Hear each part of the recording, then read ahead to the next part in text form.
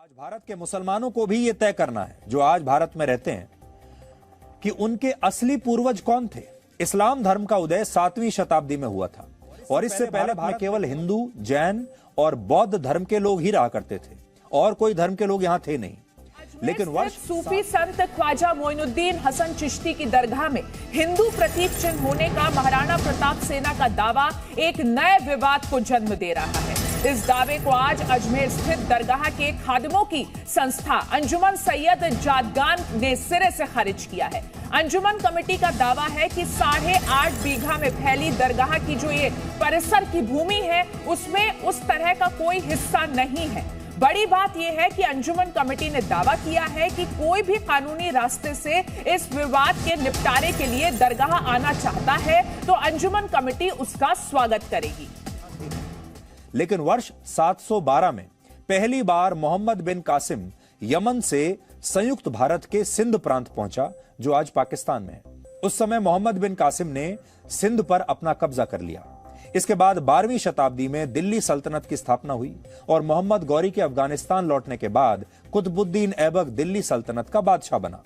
ऐबक का जन्म मध्य एशिया में तुर्की भाषा बोलने वाले एक परिवार में हुआ था, इसलिए भारत के कुछ मुसलमान खुद को शायद ऐबक का वंशज मानते होंगे।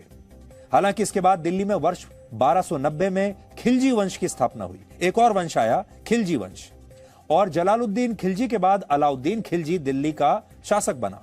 फिर इसके बाद तुगलक वंश आया और 1325 से 1351 तक मोहम्मद बिन तुगलक ने दिल्ली पर राज किया। वर्ष 1412 में तुगलक वंश की समाप्ति हो गई और फिर सैयद तुगलक वंश की स्थापना हुई और फिर 1451 में लोदी वंश के शासकों ने दिल्ली पर राज किया, जो अफगानिस्तान से आए थे। इसलिए आज भारत के जितने भी तमाम मुसलमान हैं, आज उन्हें हो सकता है उनमें से बहुत सारे अपने आप को लोदी वंश का भी बताते हों।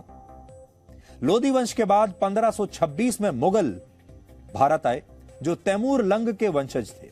तैमूर लंग मध्य एशिया का एक बड़ा मुस्लिम शासक था।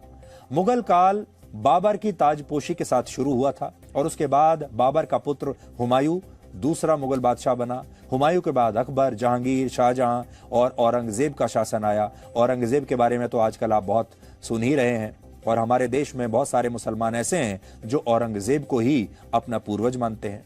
बहादुर शाह जफर आखिरी मुगल बादशाह थे और कुछ मुसलमान हो सकता है उन्हें भी अपना पूर्वज बताते होंगे। इसलिए आज भारत के मुसलमानों को यह तय करना है, साथ ही पाकिस्तान के मुसलमानों को भी तय करना चाहिए, बांग्लादेश के मुसलमानों को भी तय करना चाहिए, क्योंकि उस जमाने में भारत, पाकिस्तान और बांग्लादेश देश एक ही साथ थे, एक ही देश था।